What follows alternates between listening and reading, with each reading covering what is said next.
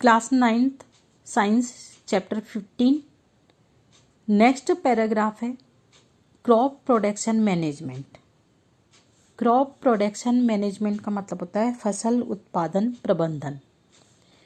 In India as in many other agriculture based countries farming range from small to very large farm.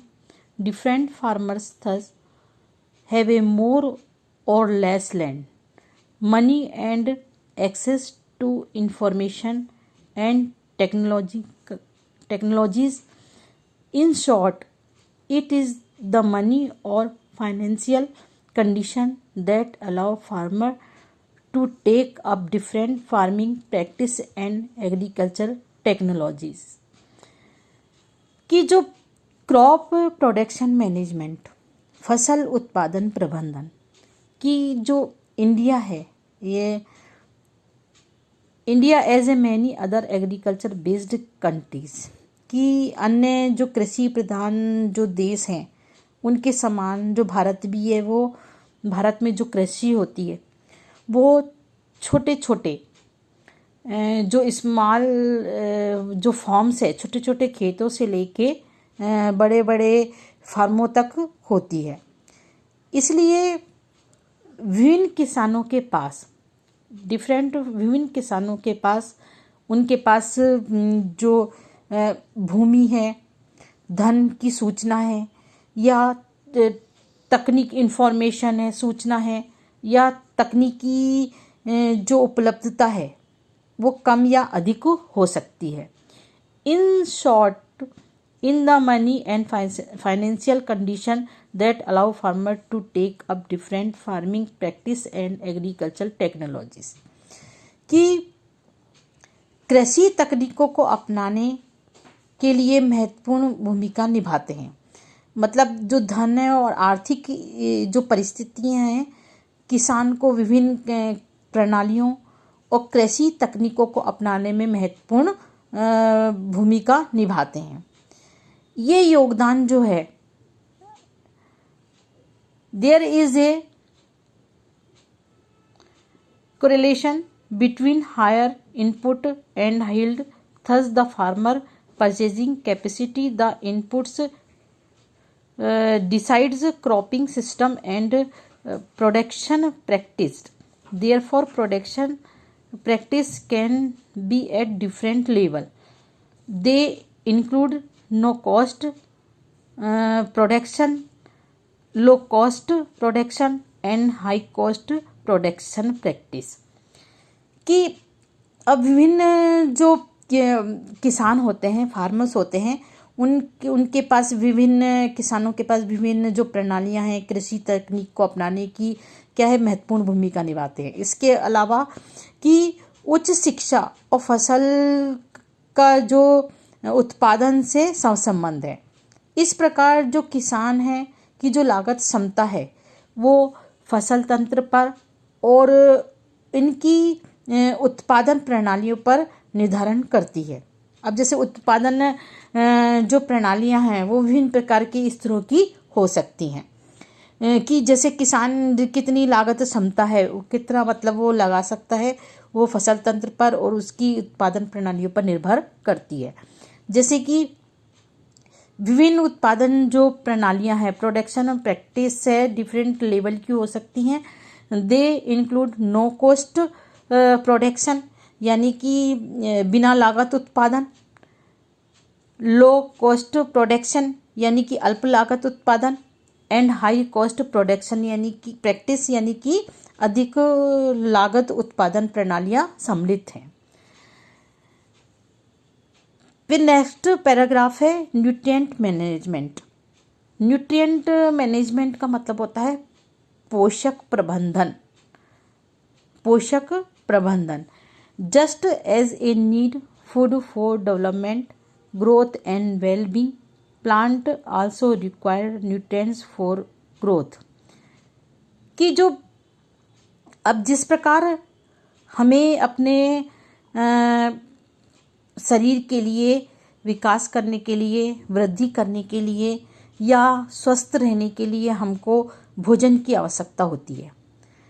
इसी प्रकार nutrient are supplied to plants, इसी प्रकार जो plants को भी इन पोषक वृद्धि के लिए इन पोषक तत्वों की आवश्यकता होती है। Nutrients are supplied to plant by air, water and soil.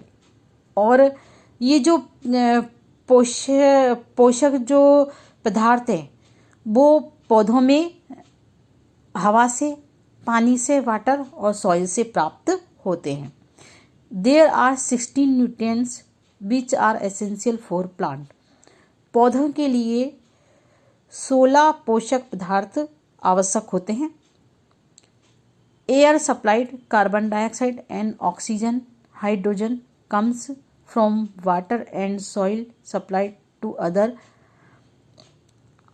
कि जो हवा जो है, यानी कि हवा में कार्बन, ऑक्सीजन और पानी में हाइड्रोजन, ऑक्सीजन तथा शेष जो 13 हैं, अदर 13 न्यूट्रिएंट्स, जो 13 जो पोषक हैं वो plant amongst these 13 nutrients 6 are required in large quantity and, जिसमें से 6 जो होते हैं उनको 13 जो पोषक तत्व होते हैं, 13 में से 6 जो होते हैं वो बहुत अधिक मात्रा में चाहिए होते हैं।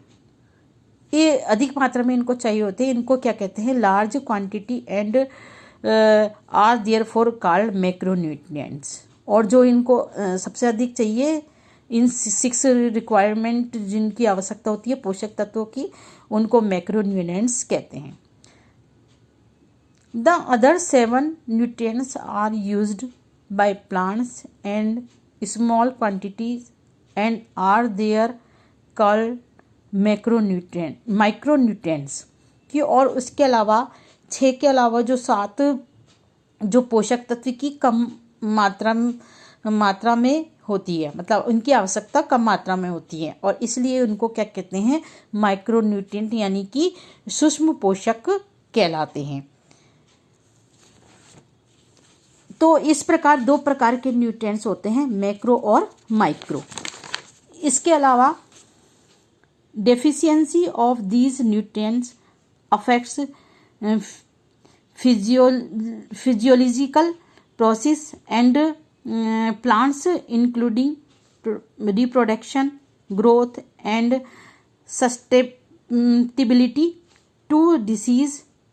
To increase the yield, the soil can be enriched by supplying these nutrients in the form of manure and fertilizers